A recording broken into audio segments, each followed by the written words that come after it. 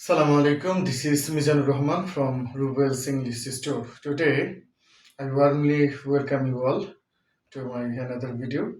Today, I discuss about the topic of parts of speech.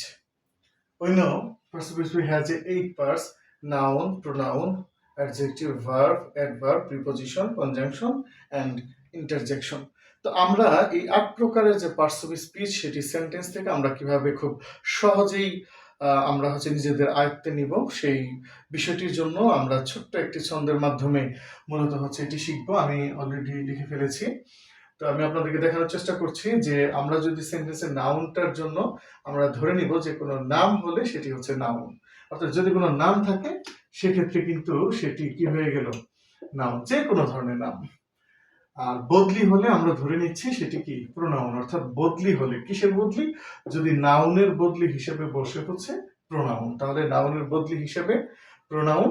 কাজ করলে হয়ে যায় ভার্ব, কাজ করলে হয় ভার্ব। আর দোষের গুণে হয়ে যায় অ্যাডজেক্টিভ, অর্থাৎ দোষ, গুণ, সংখ্যা, পরিমাপ, পরিমাণ, সেটি হয়ে যায় অ্যাডজেক্টিভ। আর অ্যাডভার্বের বহু গুণ। আমরা অ্যাডজেক্টিভের জন্য যেরকম দোষ, গুণ, সংখ্যা, পরিমাপ, কিন্তু অ্যাডভার্বের জায়গাটা এটা তার বহু গুণ, অর্থাৎ কোন একটা ভাব প্রকাশক হিসেবে ব্যবহৃত হয়। অবস্থানে হয় প্রিপোজিশন। প্রিপোজিশন মানেই হচ্ছে কি অবস্থান, সেটি পূর্বের যে অবস্থানটা সেটা, অর্থাৎ অবস্থানের জায়গাটা খুঁজে পেলে আমরা সেটি প্রিপোজিশন ফাইন্ড আউট করব।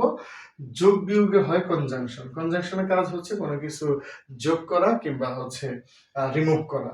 আর সুখে দুঃখে চোখের জলে ইন্টারজেকশন। তাহলে সহজ করে যদি এই ছন্দটুকু বলি, নাম হলে নাউন, বদলি হলে প্রোনাউন, কাজ করলে হয় ভার্ব, দোষে গুণে অ্যাডজেক্টিভ, বহুগুণে অ্যাডভার্ব, অবস্থানে হয় প্রিপোজিশন, যোগ বিয়োগে কনজাংশন, সুখে দুঃখে চোখের জলে হয়ে যায় ইন্টারজেকশন। সো আজকে এই চোখের জল পর্যন্তই।